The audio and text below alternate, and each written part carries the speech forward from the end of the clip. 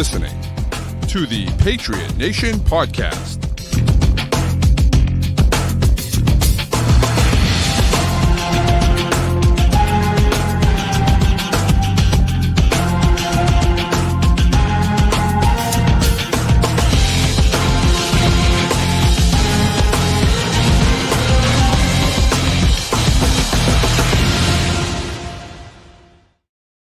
All right, welcome into another edition of the Patriot Nation podcast. As always, a proud member of the CLNS group of podcasts.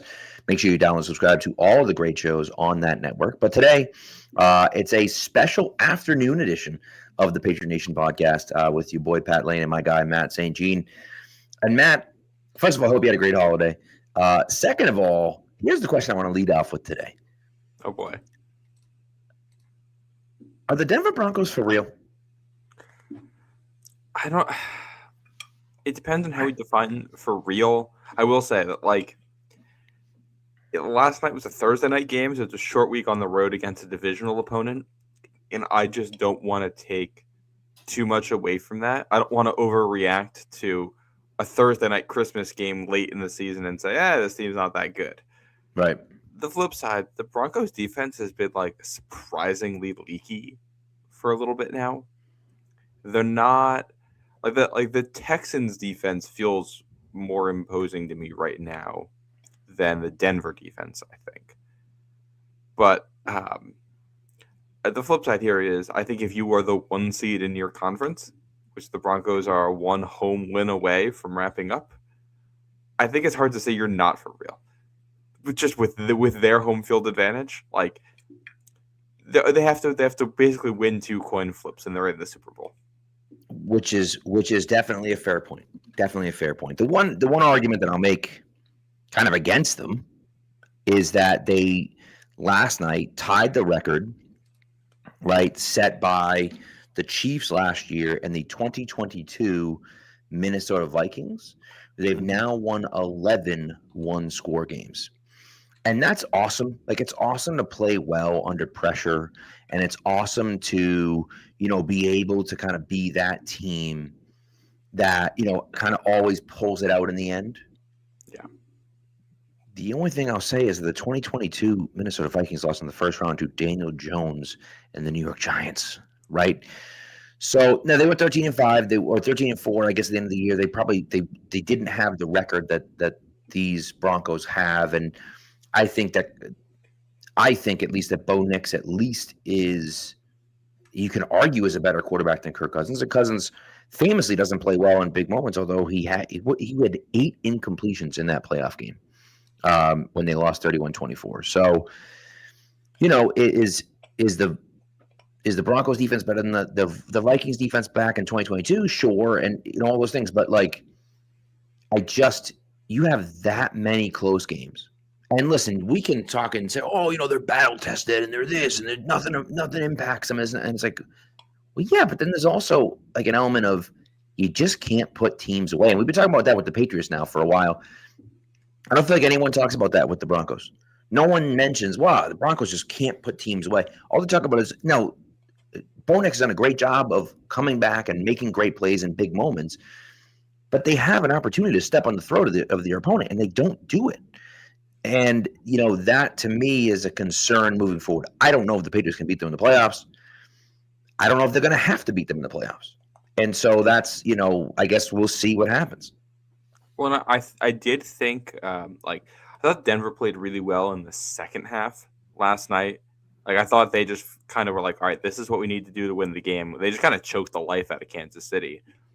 But it's also, I go back to, if you look at March Madness, when you're filling out a bracket, one of the things you always think of is, all right, well, if you're a really good team, but you play slow games, like Virginia, that's always the classic of March Madness. Oh, Virginia's so good all year, and then they lose to UMBC or whoever else early on, because when you play a slow game, you're just fewer plays by the opponent away from being in trouble.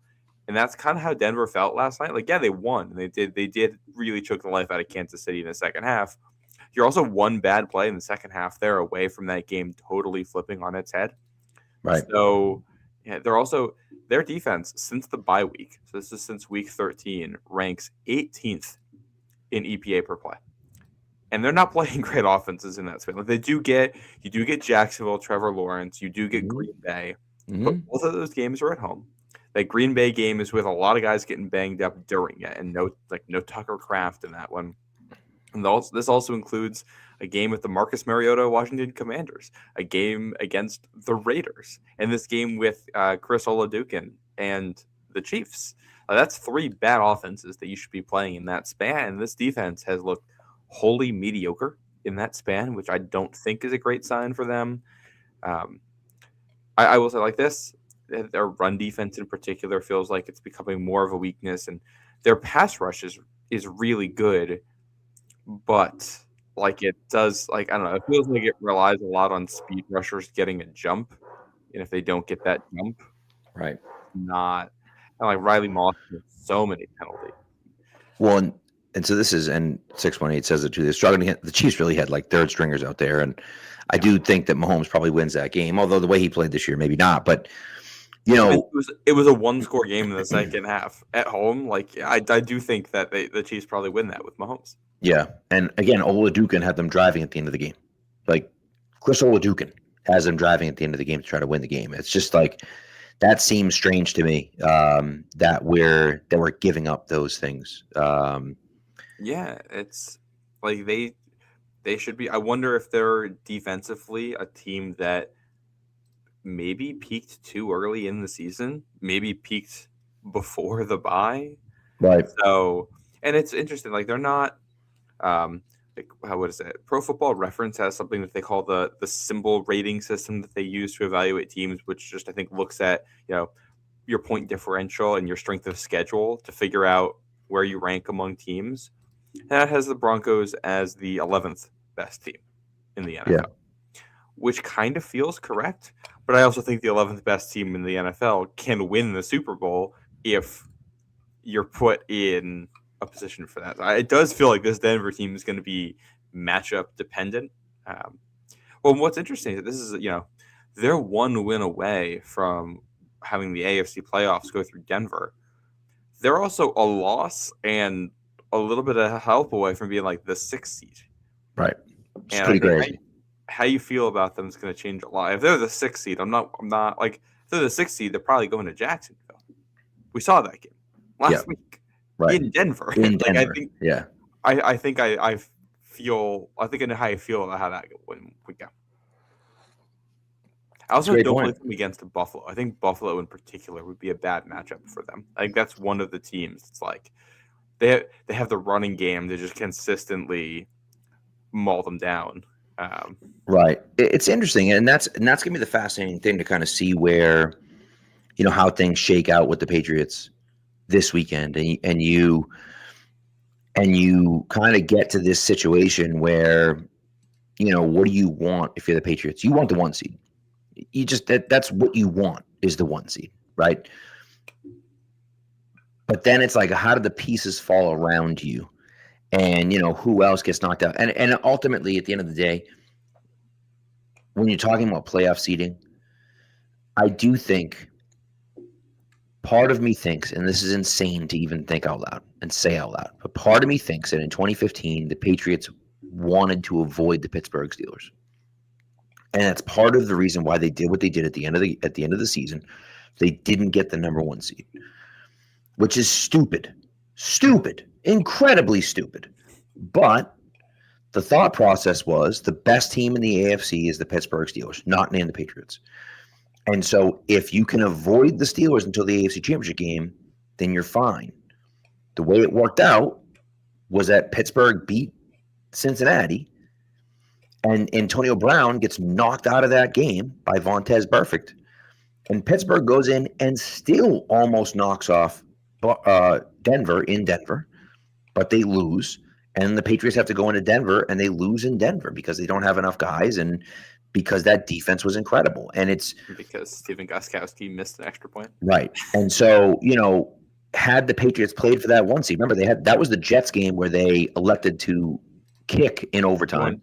He wanted to take the wind, yeah. Right. And then it didn't matter because the Jets marched down the field and scored a touchdown with ease. Correct. And then The Steven Jackson game in Miami. So Yeah. they win either of those two games, they end up as the 1 seed. And I'm thoroughly convinced, and it's stupid, but I'm thoroughly convinced they tried to avoid Pittsburgh in that situation. The Patriots shouldn't be thinking about that. Patriots should be thinking, we need the 1 seed this year. Whoever we play is who we play. We can't control that. But if it's 2 games to get in as opposed to 1, then that's what we need to be doing. Well, and the key difference between 2015 and now is that in 2015, if you're the 2 seed, you get a bye. 2 buys. True. Now you don't get a bye. Right. So I think you play, and I also think, regardless here, you need to win 2 to win the division. So you want the home games. I have a lot of confidence in this team on the road as well. Being on the road doesn't necessarily scare me with this group, but when you can play at home, you want to play at home. Absolutely. And again, 2 wins versus 3 wins, that makes a big difference, Yeah. So it is funny you mentioned 2015 with second last week of the season going to New York and how banged up that team is because look at where we are right now. Right. It's true. This injury report is a mess. Zero Strokes asking about Kyrus Tonga. Kyrus Tonga has been declared out. Frosty was asking about Henderson. Henderson, it has not been declared out yet. He might be, but he has not been declared out yet. Vrabel's been cagey about it, but he was at practice without a red jersey on today. That doesn't mean that he's going to play on Sunday, but it's a good sign for things moving forward that he's been practicing this week. Then they have to keep an eye on him and make sure that he responds well to practice, and then he can clear concussion protocol. So it looks like he's trending towards playing on Sunday, but there's no guarantee for that.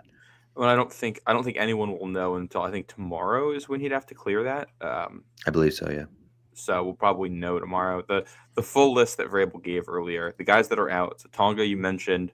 Spillane is out. Jared Wilson's out. Harold Landry's out. Milton Williams is not going to return this week. Mac Hollins is out, and Kayshon Boutte is out. And then Demario Douglas is also going to be questionable. So you're down. I don't know if we consider Tonga a starter on the defensive line, but close to it. You're basically down 3 starters on the defensive line with Tonga, Milton Williams, and Harold Landry for this one, which is pretty brutal. You're going to be down 2 starters on the offensive line with no Jared Wilson or Will Campbell on the left side. You're going to be down 2. I mean, they've been starters all year at receiver in Mac Hollins and Kayshon Boutte. Mm. And you're down your top linebacker, and you might be down your one of your top running backs and another key receiver at the same time. I mean, there's a world where to win the AFC East, you're relying on Dearness Johnson and Efton Chisholm here in what could be poor conditions at MetLife Stadium. Right, it's true, and that's not ideal. Not what you drew up. No, and again, it is the Jets, but they're an NFL football team, and they're going to be supremely motivated to beat the Patriots because they're the Patriots. The only thing that they have left to play for is this idea of playing spoiler. They play the Patriots this week and they play the Bills next week.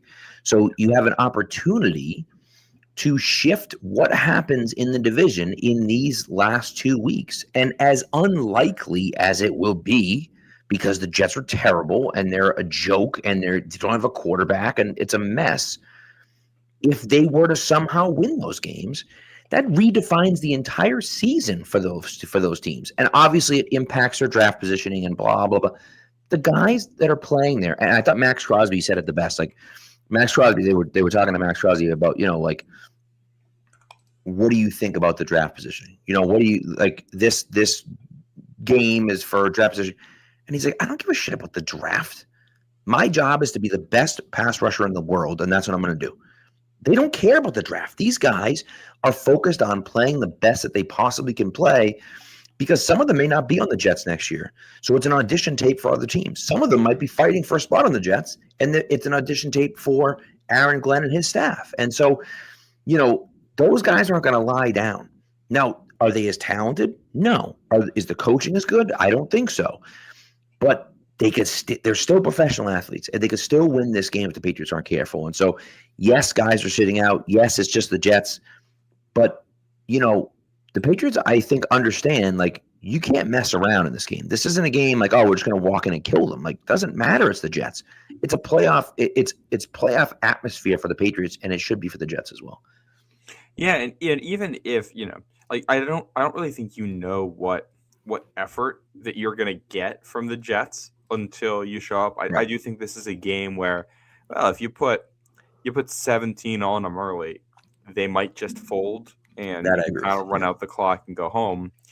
But if it's late third quarter and it's 13-10 New England lead, that is where, all right, the crowd might start to come alive a little bit. And, all those Jets fans that may have gotten tickets for Christmas or things like that showed up to this one. The players might start to feel it. And just like, even outside that atmosphere, you don't want to be in a spot where you're on the road in the division and you're one mistake away from losing a football game. Because you can control what you can control, but this is the sport of football. You don't know how that ball is going to bounce. You get a ball that deflects the wrong way, or somebody loses a fumble, or one guy breaks a tackle, and the entire shape of the AFC can change all in that one moment. So I do think it's imperative for the Patriots to just try to get up on this one early and put them away. You don't want to let the Jets feel like they have a chance, and you don't want to be within a roll of the dice of being behind in this one. No, you don't. You don't. And like you said, you put 17 on them quick, or you go up 21-3 or something like that, and it, might feel the Jets like, all right, what are we doing here? Like, this is ridiculous. We're getting blown out again. Like, it is what it is. Let's just get to the end of the game, and you may, walk out of there with an easy win. But like you say, if it's a 1-score game, even if it's a 2-score game, 10-point game or something like that in the second half, it's still pretty tight. So they just got to be on their P's and Q's and make sure that, they're not doing anything stupid out there. And I think that that's something that they've learned from. That's something that they don't really do a lot. And again, how focused are they on winning this game and focusing on the next game? If you're the Patriots, you have to understand that you have the division. You have the number 2 seed. The number 2 seed is locked up. That's yours. If you don't blow it the next 2 games, right? Yeah. If you just win the next 2 games, the number 2 seed is yours, and you win the AFC East and you finish as the number 2 team, and you're playing all home games unless you have to go to Denver, right? And so you have that in front of you. You just got to win these 2 games now. And so I think they should be supremely motivated and focused. And I think Vrabel has had them focused anyways. But I think, if that Bills game helped them like we are hoping that it did, the hope is that they are focused on this game, understanding that each game matters. And then next week, here's where it gets interesting for me. Denver already won. If the Patriots win on Sunday, I would think that game against Miami should be a 4:30 start. Because that it's going to be a 4:00 start in Denver. You probably want to start the games at the same time. And so you start, this Patriots game at 4:00 against Miami because it decides, obviously the AFC East, it would decide the AFC East, assuming that the Bills beat the Eagles, which is another interesting thing. And 618 has a question about that too that we'll talk about. But, do the Bills do the Bills win? And now that Bills-Jets game becomes, that's an AFC East. That decides the AFC East too. So it's interesting. Well, I do think the other factor here is the Texans-Chargers game tomorrow, the Saturday afternoon game, because if the Chargers win, then Chargers-Broncos is for the division as well. And I could also see a world where this ends up with that could be the Sunday night game or that could be the Saturday night game. It'll be like Bucks Panthers is just going to be if things go the way they're expected to go on Sunday, is going to be a straight up for the division winner gets a home game. One team is out. Yeah, I wouldn't be shocked if that ends up as the Saturday night game, and the Sunday night you might have a battle with the 1 seed at stake, and for the AFC West with the Chargers and the Broncos, that could be the Sunday night game. You also might have that 49ers Seahawks game in San Francisco that could be for the NFC 1 seed if the 49ers beat the Bears this week, which could also get that Sunday night slot. So I think there's a couple different ways that the NFL can handle this. I would prefer that the Patriots and the Broncos games be at the same time if it's going to be for the 1 seed.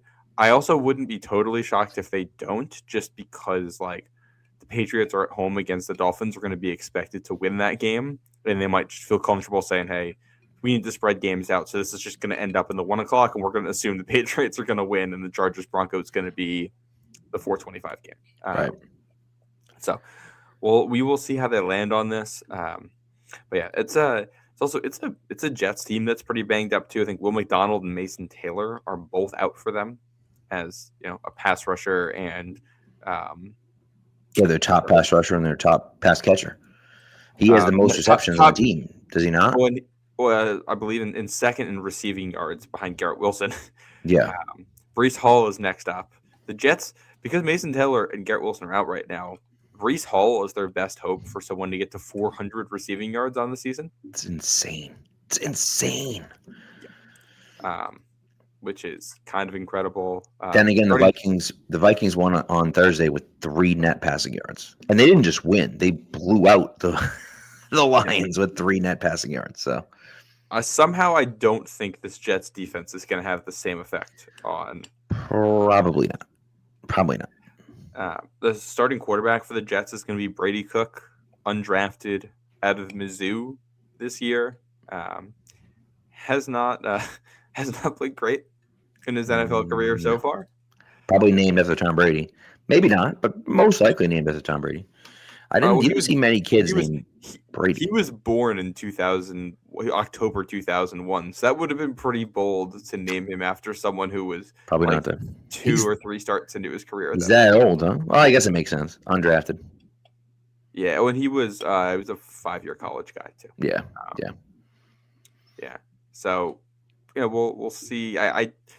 The Jets should not be getting quality quarterback play on Sunday. I think their path to an upset here is going to be to do one thing that they've done all right this season, and that's run the ball. They're going to have to run the ball well and control the clock, which they have not. They've run the ball okay. That's been the best part of their offense, but they have like one of the shortest times of possession in the NFL. Like their offense just does not stay on the field, so they're going to have to be better there. And you have to think they're going to have to force a turnover, right? I mean, you would think so. It's just okay.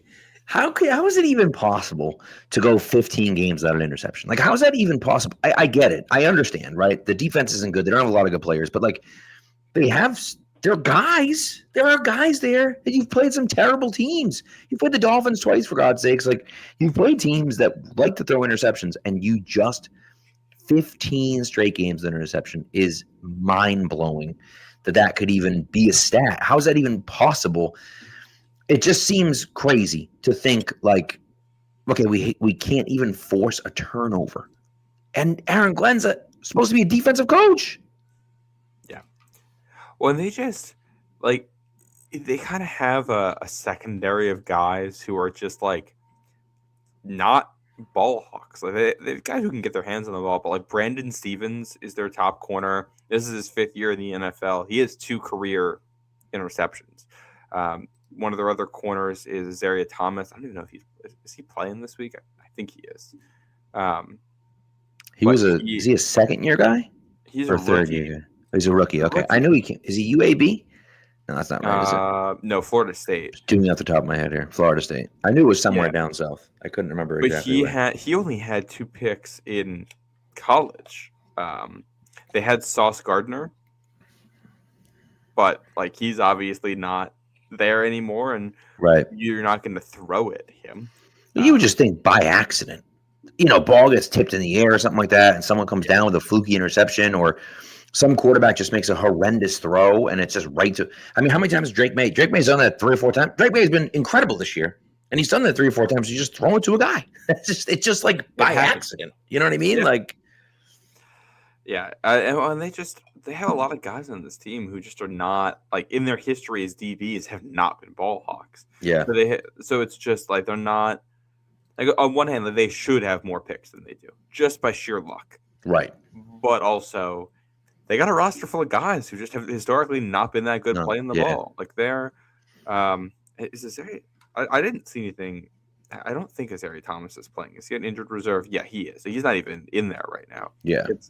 It's gonna be Brandon Stevens, Jordan Clark, and Quantez Stiggers as their defensive backs. Oh, yeah. Well, I mean, Sticky Stiggs, right? Yeah.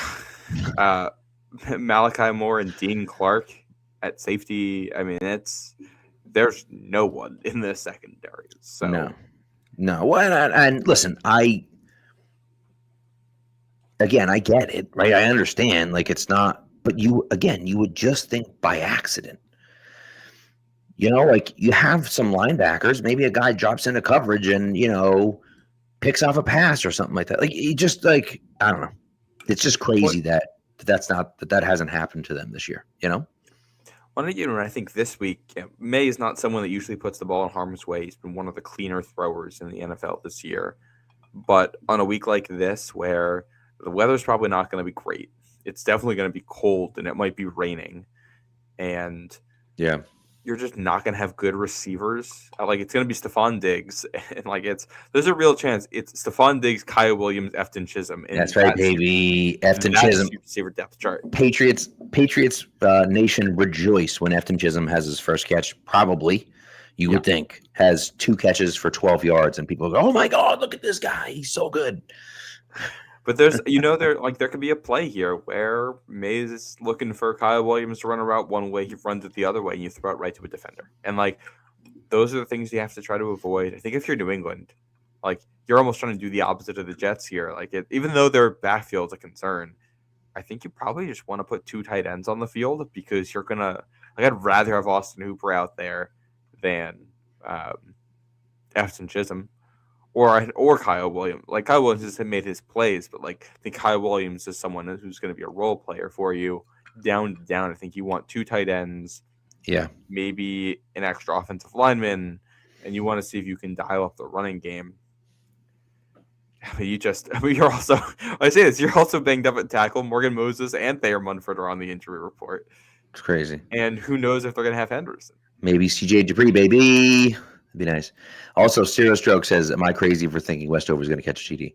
That'd be wild. Wouldn't that be wild that Jack Westover catch?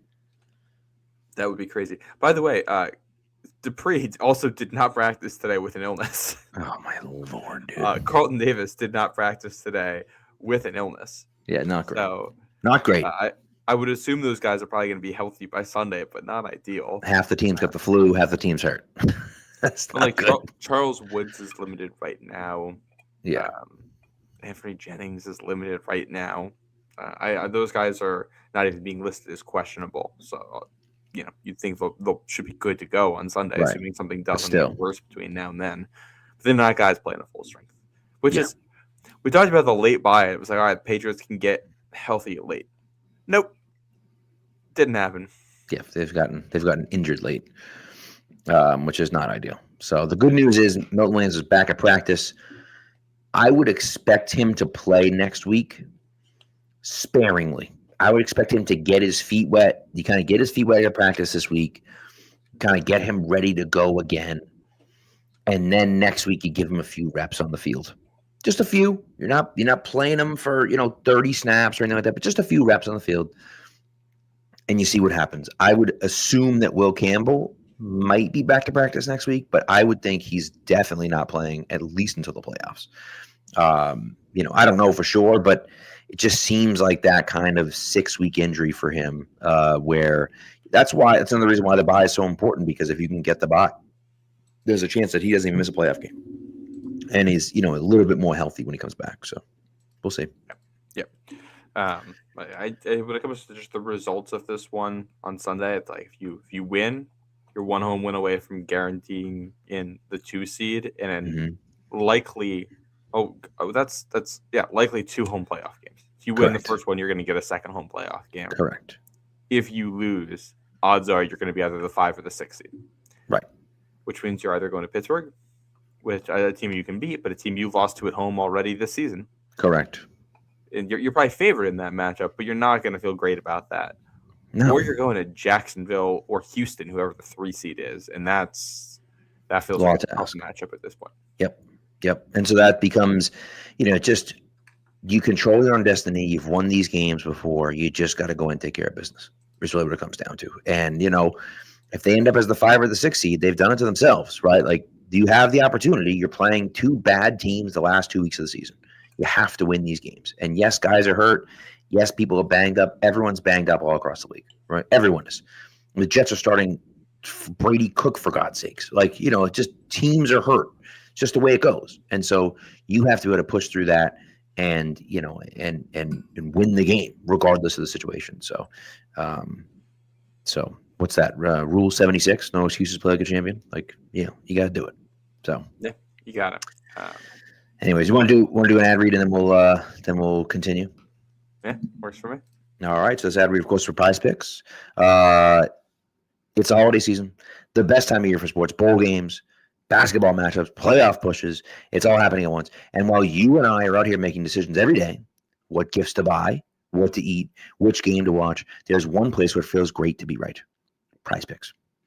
And again, one of my favorite features about Prize Picks, the new feature for us, is that they have early payouts. If your lineup gets off to a hot start, you may now have the option to cash out those winnings before the game even finishes, which is pretty nice. It's a good one. So, and again, if you're like me and your fantasy season's over and you sucked in all your stupid playoff matchups, it's a great way for you to stay involved with daily fantasy sports. And so, for me at least, I like it. And so you pick more or less on two guys, at least two players, and you put them in your lineup and you go from there. This week, I have, by the way, still Picksmas going on. I got a flex play on Friday, this Friday, Flex Friday. If you do a flex play, you'll get a profit boost on there, a little boost on there. So make sure you do that. But mine for today is Nico Collins for more than 63.5 receiving yards. Drake May, more than 209.5 passing yards. And Christian Ellis with more than 2.5 assists at tackling assists, I guess is what we'll say. So what are you going to do? You can download the app Prize Picks. You're going to put in the promo code CLNS. When you do that, you're going to get $50 in lineups after you play your first $5 lineup. That's code CLNS to get $50 in lineups after you play your first $5 lineup. Prize Picks. It's good to be right. All right. So should we get into a little bit about, I guess, I don't know, a little bit about the Jets offense? Do we really, I don't know. I think we should at least name the players. Matt checking in. What's up, Matt? How we doing, sir? Thanks for coming through. Not a lot has changed from the first time except for the quarterback situation with Brady Cook in there. Outside of that, we saw A.D. Mitchell. A.D. Mitchell, it's probably worth talking about him because he got open a decent amount in the first matchup in New England. She could not catch the ball. He's an inconsistent player. He's been up and down, but he's had good moments. So I think if the Jets are going to beat you through the air, it's going to involve a handful of big plays from him. I think getting a good game out of Christian Gonzalez over there will be pretty important just to eliminate any possibility of shenanigans happening. Mm-hmm. And that's what it comes down to, is that they still have players, right? Breece Hall hasn't had a great year, but he's a good player. A.D. Mitchell was one of those guys that A.D. Mitchell is interesting because he came out, it was kind of like, okay, maybe he's good, maybe he's not. We really can't tell. He was a mess in Indianapolis, of course, at that play where he dropped the ball as he was going into the end zone. But he's explosive. He's an explosive guy. And I like that pickup for the Jets because you're just taking a shot in the dark. You're just seeing what can happen. If he could turn into something, now you've got, a playmaking wide receiver. And so he's been pretty good for them. Inconsistent because that's what he is, but he could have a big game and he could have a big play. And I think that's, they have guys that can do those things, and that should make them a little scary, right? It should at least make the Jets a little scary. And if that's the case, then we look at the Jets and say, okay, yeah, they're not great, but they got some guys. They got some guys that can make some plays, and I think that matters. So we'll see ultimately what happens, but I do think, offensively, listen, they have a good offensive line. At least they have a good offensive line. They have two good tackles, in Fashanu and Membu, right? But they have a pretty good offensive line, and so you feel like, all right, Breece Hall should be able to run the ball a little bit. Patriots gonna be banged up on the defensive line. Maybe they can run the ball a little bit more. Patriots are banged up at linebacker still, and so all of those things matter. when you're talking about what an offense is going to be. And if they can slow the game down and they can muck it up and pick up 4 or 5 yards a carry and just run the ball down your throat and hold on to that football a lot, even if they're not able to punch it in once they get down to the red zone, that's still going to take time with the clock. Maybe the offense can't get into a groove and you turn it into that 13-10 game like you were talking about, Matt, and it becomes awfully difficult for the Patriots to win that game. Maybe they win, but it becomes a lot more of a challenging game than it might look on paper. Yeah, well, I think that's your concern. And with it, like, you just don't want them to get their rushing game going. Like, you look at the close games the Jets have played this year. Like, they win at Cincinnati, 254 rushing yards, 197 at Miami in a game that ended up being a one-score game. Week 1 at home against the Steelers, that was a 2-point game, 182 rushing yards. I think you just don't want their rushing attack to take over. You really want to make Brady Cook beat you through the air. So, like, this, in some ways, this reminds you of the game at Cincinnati before Burrow comes back, where it's like it's just don't let them beat you with those 1 or 2 plays through the air. So they're not going to be many of them, and like you just those big, like, I think about that Mitchell Tinsley touchdown at the end of the Bengals game. It's like, okay, now all of a sudden we have a game. Those are the ones I think you just have to take away, especially in the red zone. If the Jets get down there, you can't let them throw in. I think schematically, you're just throwing everything at the run. Right. Like, and just load the box up. And I did think, it's funny, going back, I felt a little bit better about the Patriots' run defense after watching the tape of Sunday night's game, only because a lot of there were some bad plays in there. This is not a good run defense. But a significant number of the good Derrick Henry runs involved him falling forward through tackles and being hard to break down. And, like, Jack Gibbons is just not a great tackler. He's not. Right. And that against Derrick Henry is going to be rough for you. Breece Hall's not as hard to bring down. He's still a good player, but he's not Derrick Henry. I think you can do better this week, and there's less of a passing threat. So you can really load the box and make it so that if you miss one tackle, it's still not the end of the world.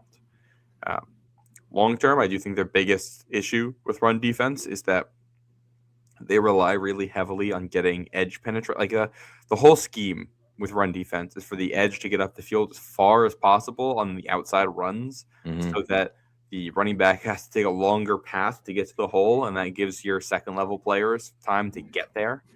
And, like, right now, every part of that is not working. Right. Your edge defenders aren't getting up the field.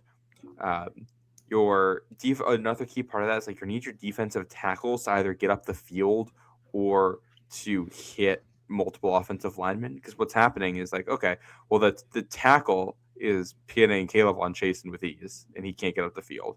And the guard just gets right up to the linebacker right away. And these guys can't get off blocks anyway. And it's like, all right, well, now you have no chance. The running back has a clear path, and second-level players can't get there or get off blocks to make the tackle. So I think just having an extra body in the box this week to take care of that is probably what I would do. I do wonder if this is a game where you just don't play as much Marcus Jones. I love Marcus, but yeah, I think you want to, like, lean into having bigger bodies on the field to take away the run. Right. It makes sense. And, our guy, Coach Chaos, talked about him being a snub from the Pro Bowl. I do hope that Marcus gets some recognition from the All-Pro. I get Shamir Adike. I really do. In the return game, I understand it. He has 2 punt returns for a touchdown this year as well. He's also a kick returner. He actually, I don't know if he's still going to, but he was on pace to break Darren Sproles' record for most all-purpose yards in a year.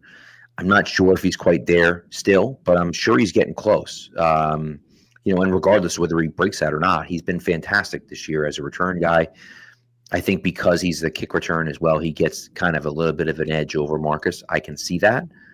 I also think Marcus has been a great slot corner as well. And that's something that you can't expect Pro Bowl voters to really know.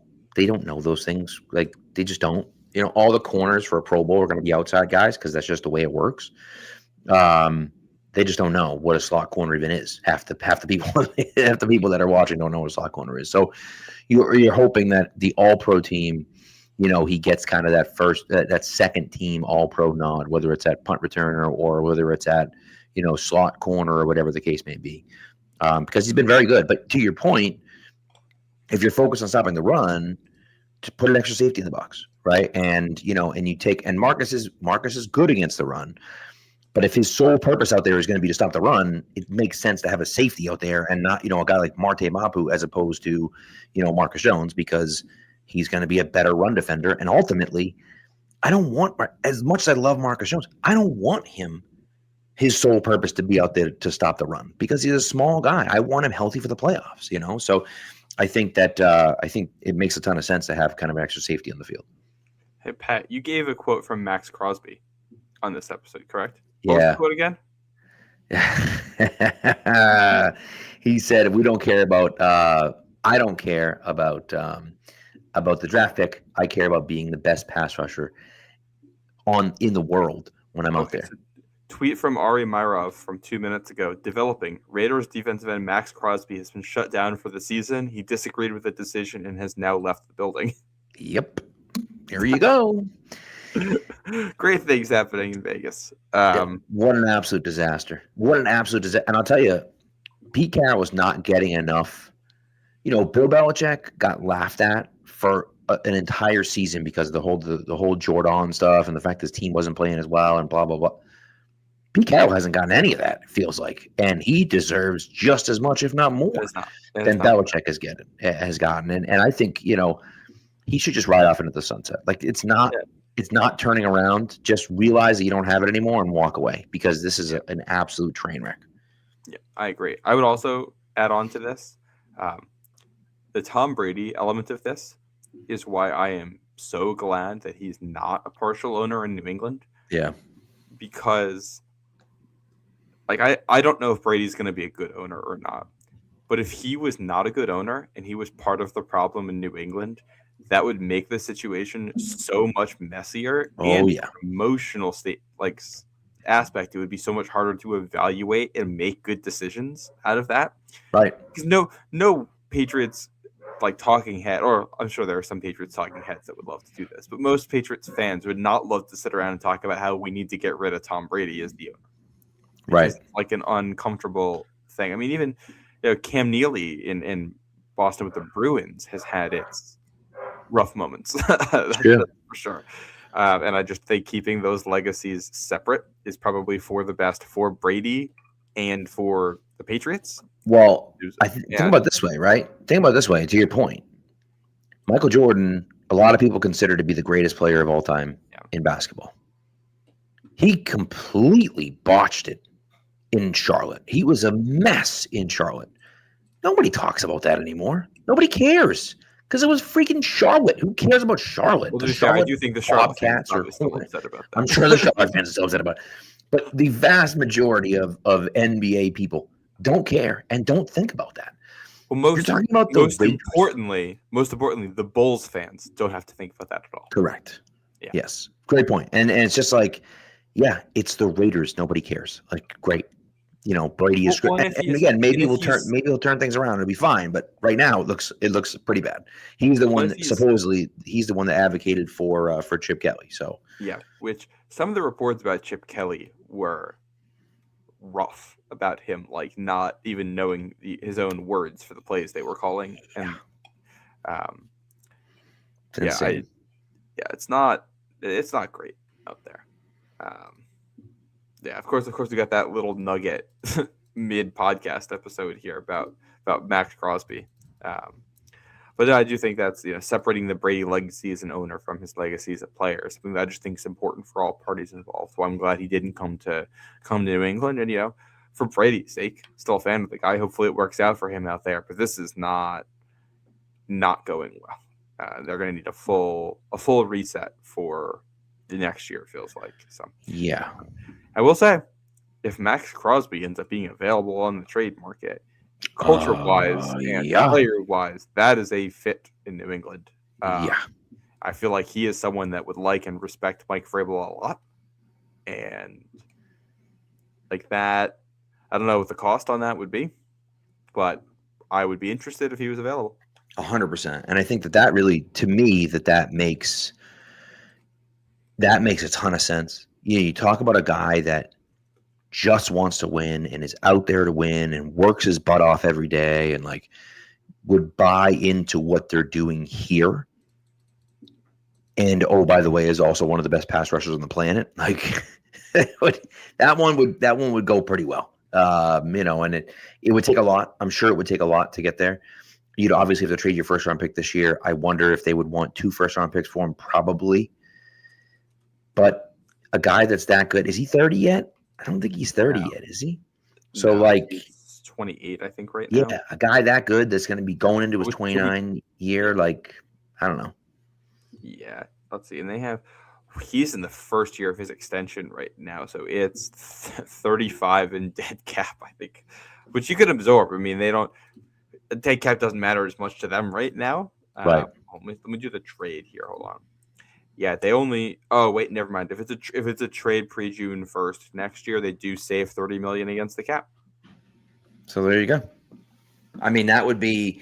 Imagine the Patriots blow up draft night with trading their first round pick and their first round pick this year and their second round pick next year for, or even their first round pick this year and their first round pick next year for. That feels like too much. I don't know. Crosby. It does feel like a lot. That feels like 2 first round picks feels like a lot. But then again, that's what Micah Parsons went for. Like, it's I don't know. He's not as good as Micah Parsons, though. I will say it's also been just like his pressure numbers have been down the last 2 years. Yeah. So I wonder if what do you call it? If the market would be as big.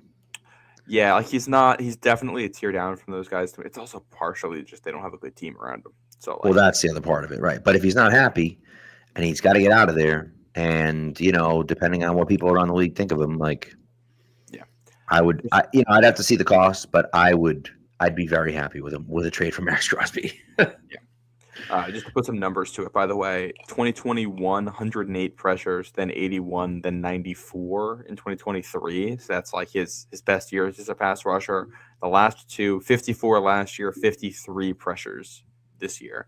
So, we're talking about cutting that almost in half for his best seasons there. So definitely, I think it's fair to question exactly how much is left in the tank there, but also you do hope that part of that is, team's not as good, coaching isn't as good. You get them in a better culture, and you're going to tap into that upside. Right. You would think at least. So, yeah, and an edge defender, no matter what, is going to be a need for the Patriots. Yes, not to look too far ahead, but like you need more depth. They need more bodies at the position, and like they need a premier guy. Like Harold Landry and Caleb Hunt-Jason, I think, would both be quality second and third edges in this system. But you need someone better than that to run what they're doing. Like I agree. They are so vulnerable to runs outside the tackles right now because of the fact that they don't get, but especially with no Spillane and Milton Williams, there's no one in that front 7 who is creating splash plays against the run outside the tackles. And it's an issue at corner too. Like Christian Gonzalez, not the most, not very good at defending the run. Carlton Davis wants to. He has that in him. They'll run away from him. They just won't run towards that side. And like, I love Marcus Jones. He has the want to. If he can beat a blocker there, he's going to make a great play. He's too small. He can't go through. He's just too small. You see that with Woodson and Jalen Hawkins too. Like, they are both excellent tacklers. So if they get to the spot, the guy's going down. But neither one's that big. So if you're in it, like there was a run last week in Baltimore, the big Henry one before his touchdown run.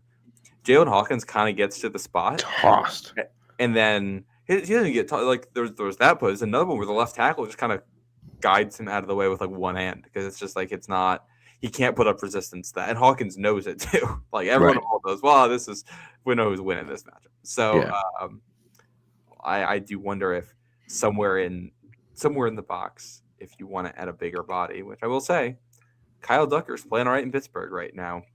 And we talk about Milton Williams leaving or getting hurt being when the run defense stopped being this good.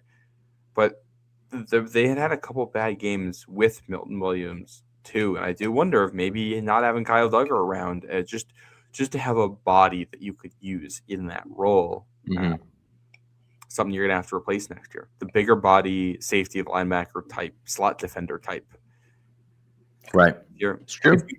They're in a spot right now where if you don't have an elite edge defender and you have two different corners who are liabilities to a degree against the run, it's hard to defend those plays to the outside. Like the way to make up for that is spectacular linebacker play, which they're also not getting. So right. Well, and that's three spots has to be better next year. And ultimately that's what you get when you're in year one of the rebuild. And I got some pushback when I said it was year one of the rebuild, but it's for this regime and the way they want to play football. This is year one of the rebuild, and you're starting over without Peppers and without Duggar because you don't think that they're part of the future of this team. And could Kyle Duggar be helping this team right now? Maybe. But they wanted a different look with different guys. They wanted to see what they had from different people, and they thought that they were better guys in the building for the long term of this. And so it was more than just this year. It was the future years as well. And I think that that's really where it comes into play. And I'm not saying that you were saying that, obviously, but just for the fans out there to understand, like, this is one of the reasons they didn't make a move at the deadline was because they weren't sacrificing future assets for this season. They just weren't doing that. And I don't necessarily blame them for that, because they looked at it and said, we're in year one of a rebuild. It doesn't matter that we're playing really well right now. We're not trying to win the Super Bowl this year. If we can, we're trying to win the next game, right? So if we win the Super Bowl this year, that's awesome. But we're not sacrificing future assets to try to win this year. We're not going all in, quote unquote. We're just not doing that. And I don't blame them for doing that. I'm glad they stuck to their guns for that. But that may also come back to haunt them, when it comes playoff time. Well, I do think the flip side of that, look at the Lions right now. Like the Lions had that team where you get so close and then you don't know when you're getting back to Washington last year. And, a big part of this was just that you'd only played two decent teams before the trade deadline. Right. So, like, you didn't quite have a good barometer on exactly how far away you are and what types of additions. The player that got traded at the deadline, who I wish they made a move for, is Draymond Jones as a pass rusher. Problem is he played for Tennessee, and they were refusing to trade with you. Right. So, I think that's the one you missed out on, because just having one other guy in that role helps a lot with where they've been. And obviously Jalen Phillips, I think, would have helped too. But again, he plays for Miami. You're not going to get him either. It's just, it's one of those situations where I think it was, hey, if something's there and we don't have to give up too much, we'll get someone, but we're not going all out for a guy. And I respect that move by them. I think it makes a lot of sense. I think it was a smart move. I think as much as Washington, made the NFC Championship game last year, they're a little bit of a cautionary tale because they went all in last year and lost. And then, you see how much they gave up to get a guy like Marshawn Lattimore, who's been bad this year, and it's like, do you really want to be in that situation where you have an older roster and now you're having a hard time turning things over? And I think that, that's kind of where you're at, right? They went all in, they got Debo, and they did all this other stuff to kind of make their offense what they wanted it to be, and it just never materialized. And I think that, the Patriots wanted to try to avoid that. And I understand where they're coming from, but you also have to be right? They had a good draft this year. I think, you're seeing a lot of dividends from a lot of good players. You got to have a good draft again next year. And then you got to be able to do that. And by the way, the Lions are the same thing, right? They had a really solid draft a few years ago. Last year's draft was not great. This year's draft was not great either. And so, you have to be able to rely on those guys, and they've had injuries too. But it doesn't matter. You have to be able to rely on those guys that you get, and they haven't been able to do that. And Jared Goff has kind of turned back into his old self, right? Where in 2018, the Patriots kind of found out that if you play certain defenses against him, he can't really do well. And that's happened to him a lot in this, certainly this year with the Lions. On the Jared Goff part, I do think that he's, I forget where this came from. This is an old conversation with some of my friends, but he's almost like a trebuchet back there, and that he's accurate and powerful, and also you need to protect it to make it work for using siege machinery here. That's what he is. If you're playing Civilization, he's like one of your sieges who's going to attack a city but needs to be far away. And he's got a big arm. He's very accurate. He's not mobile, and like you kind of have to tell him where to throw the ball a little bit. He's gotten better. He's clearly gotten a lot better since 2018. But there's also that still in there of like, man, if this game just turns into one of those where things get chaotic and things aren't clean, you're gonna have some bad games from him. It's why I didn't like the idea of the Lions paying him either. I thought you were kind of capping yourself there. You need the rest of the roster to be really good when he's your quarterback, which it has been. And now guys are hurt, missed a little bit in some drafts. I will say, the Lions this year are third in the NFL in DVOA. So they are probably very unlucky this year, going to have a much easier schedule next year and going to bounce back. That's my guess on this, especially when they get healthier. But like also, I think you look at the Lions and the Eagles as two teams that lost their starting centers, who were massive pieces in their offenses that allowed them to do some of the stuff they did. They lose them to retirement. Both of those offenses got worse. Right. And that's one of those things that's hard to fix. It's good. It's not that hard to find a good center. It's a lot harder to find any elite center, which both of those teams had. Right. By the way, they are playing the Lions, just to your point, are playing next year the NFC South and the AFC East. So you would think the NFC South isn't great, and the AFC East, you get the Jets and the Dolphins. It makes your life a lot easier. That should be at least like 5 wins there. And then you're going to play third or fourth place teams in the other NFC divisions. Right. And it'll probably, that might be another 3 wins. Like they might be coming into the year essentially with 7 or 8 wins. Right. For as long as they're a competent team. And then it's what can they do in the other games. Correct. Including a home game against the Patriots. So we'll see what happens there. I do want to go back to the Patriots defense for just a second, schematically, because we look ahead for next year. Like, I do think they could use better safety play. I do also think that the way Hawkins and Woodson are playing is okay. And, like, I think schematically what they want to do is that they want those guys to be interchangeable in back-end pieces who are better in coverage than in run defense. They want them to be guys that can limit opposing offenses and force them to have to make a lot of plays in a row. And I think they largely have been. I think you can get by with those two. But schematically, what this unit has been trying to do is like they want to play bend but don't break. Right. And they want to have guys who can create, in the bend but don't break. The key part of that is having someone in there somewhere who, on one of the third downs can make a play for you. Yeah. But they've been in the kind of this opposite, like this weird spot where it has functionally been the exact opposite of bend but don't break. They're either getting stops right away or allowing touchdowns and not a lot in the middle. Right. I think the scheme relies on, like, you need ball hawks in the secondary somewhere, especially good zone defenders for it. You need linebackers who are elite. You need edge defenders who are elite. It does rely on elite talent at some of those positions to make it work. And I question if that's the best scheme for them going forward, because you don't have elite talent at those positions, and you can draft guys, but like you're going to be drafted at the end of the first round. The odds of drafting an elite edge rusher there are going to be relatively low. Right. Elite linebackers are few and far between in the NFL and hard to draft. Look at the Bengals this year. Their defense is so bad because they're trying to fix their linebacker problems. They drafted linebackers and they're all awful. Like it's not easy to fix. And at corner, like, schematically, I think they'd be better with like a Devin Witherspoon than a Christian Gonzalez for what they want to do. But you have Christian Gonzalez. So like you can't like another run defense issue they've had is that because they play a lot of zone. So if an offense runs, they call it a nub look. So that means that on one side of the formation, you've got the tight end usually attached to the line of scrimmage and no one else. So you got 3 receivers on the other side and just the tight end on that one side. You kind of realize, all right, well, if you do that to the left side,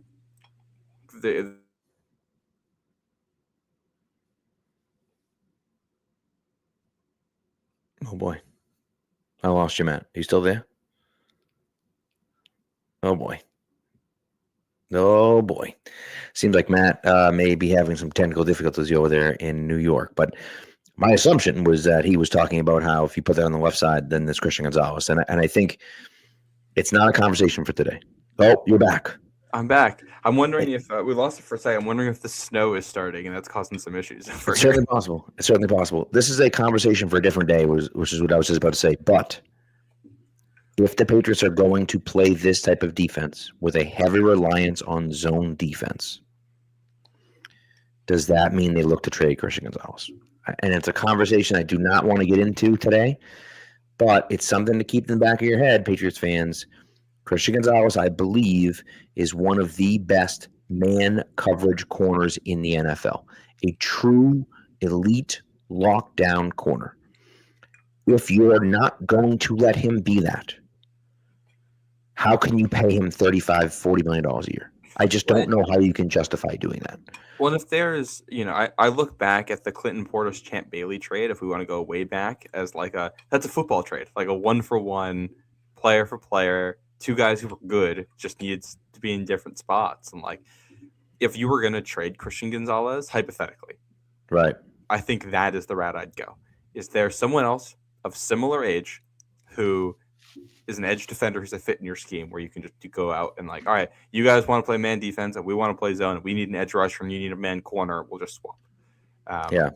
I don't know. I haven't done that research at all. Right. I did find it. I think you saw the Brett Coleman tweet about Christian Gonzalez. He tweeted something like a week and a half ago. It was like Christian Gonzalez, have fun with the Detroit Lions next year because that's a team that wants to play a lot of man coverage. Yeah, and that's a fit. So I do wonder. I lean towards look at the guys you have in the building and adjust the scheme accordingly. I think you can play heavy man coverage and be that kind of team. Correct. With the guys you have. I think your weakness there right now, it's not your corners. It's the fact that you don't really have linebackers and safeties that are great man coverage right now. Right. So it doesn't matter how good Christian Gonzalez is in man. If we're playing man and the other team knows, well, you can just check it down to the running back or get it to the tight end every time, and the guy's probably going to be open. Right. And to go with also, we're blitzing a lot out of man because of that, which the blitzes don't get home, which then makes the corners look bad because they have to cover on an island for a long period of time. Right. This also isn't Madden, right? You don't have to just play man or zone. You could mix it up too. You know what I mean? And so that's part of the thing as well. You can run a defense that has multiple things going on at once. So, I don't know. Listen, if you're telling me they do change it up. But no, I know. Right now I'm saying in the middle of the play. I'm saying you could have some guys playing zone and some guys playing man. I do think too that if you're telling me it's Aiden Hutchinson for Christian Gonzalez, that might change. It might change my opinion a little bit if that's the case, right? I don't think that would happen. I don't think Detroit would agree to that. But if that were the case, that might change my opinion on the trade a little bit. If we're getting back a guy like Aiden Hutchinson who can be a game wrecker from the edge position, and you're drafting a corner in the second round or something like that. You know what I mean? I will say for the Patriots, I would lean towards not trading him and just getting a different defensive coordinator in. I will say this is one of my concerns with Mike Vrabel. For someone who comes with a defensive background, when he was a defensive coordinator in Houston, those units did not rank very well. Right. And I don't know, I have no idea where their defensive philosophy is coming from this year. I don't know how much is Vrabel. I don't know how much is Terrell Williams. I don't know how much is Zach Kerr making his adjustments since he has kind of taken over that spot. If this is Mike Vrabel's defense and this is the defense he wants to run, then we're going to be living in that world. And I also think I'm going to have some questions there. I also think too, why sign Carlton Davis if he's a man coverage corner and then play zone? I wonder. He does defend the run well. He's made some good plays on screens. But. Part of what I wonder is, do they want to play more man and they're unable to? That's part of what I wonder is we'd like to play more man. We just can't right now because we're physically unable to do that because, as you said, their linebackers and safeties are so bad at man coverage that you just can't do it on a consistent basis. When they can't they're not one of those teams that can just go out there and be like the Texans this year. They play cover 2 man all the time. Why? Because their guys can cover in it, and also because the 4-man rush gets home. Right. If the Patriots try to play cover 2 man, they're going to get killed because even though their guys can cover, they can't cover for 5 seconds at a time. Right. And I also don't trust these edge rushers to contain the quarterback there in a way that they do in Houston, which means when they play man, a lot of times they've been blitzing with it. And, you saw the first half against the Bills. You had 2 series that get disrupted because the blitz gets home and forces a negative play. Mm-hmm. And then in the second half, they don't stop the run. So then you can't even get to those. You only get like 2 of those opportunities in the second half, and it doesn't get home. Right. And so, you just need a more consistent pass. I think it's all of this as a way of saying that if you want the defense to be better, you need more talent somewhere. Correct. Because right now you have, and I don't know if this is going to change. It'll get better in the playoffs with Spillane and Milton Williams, but it's not going to get fixed in the playoffs. No, it's not. And again, you put Williams and Barmore next to each other, and I think that becomes, a problem for other offenses. But again, they're 2 interior pass rushers. That's just not going to matter as much as an edge rusher. It's just not. You pair the 2 of those guys with an elite edge rusher, and now all of a sudden your defensive line is getting after it, and you're like, oh my God, this could be a formidable defensive line. But with Chasen and and Landry, who are fine, they're fine, but they're not great. That's just not enough. And so we'll see. We'll see. So, anyways, shout out to a few people, Matt, for checking in. Appreciate you, Matt, and Murph and Patty and Pat Stats all coming through. We appreciate you guys for being here, and the rest of you in the chat as well. Thank you to a few people. Zero Stroke was in here a bit, and Frosty even, and Darnell, and 618 Racing. We appreciate you guys stopping in and saying hello. We're going to be back Sunday night football, halftime of Sunday Night Football, as we usually do. Matt, you might be there on Sunday. I'm hoping. Yeah. I haven't bought tickets yet, but I've been looking. There you go. So I was thinking about maybe making the trek down, but I've decided against it. The wife doesn't really want me to do it anyway. So, and then with the snow coming and stuff, I decided against it. So, question: what's the Sunday night game this week? Is this the Bears? Oh, it is. This is the Bears 49ers game. Yeah. Yes, it's a big game. Yeah, it will be a good one. And then the Monday night game is the first round pick bowl with the Rams and the Falcons. It's like. Yeah, the Falcons gave up multiple first round picks to go get a pass rusher. So surely this late season Monday night game is massive for NFC seeding for the Falcons, right? I've been in a coma for the last couple of months, but surely this game is hugely important for the Falcons, right? It's just so wild. It's such a crazy situation. I mean, to give up an extra first round pick, and listen, I'm not saying James Pierce isn't good. James Pierce is good, fine. But to give up that much to get a guy like that is crazy to me. And it's what they did, and that's why it's one of the reasons why people are talking about selling for the future and doing all this other stuff. And it's just like, no, you got to hold on to those draft picks. Those draft picks are important. If you can hit on those guys, it changes everything.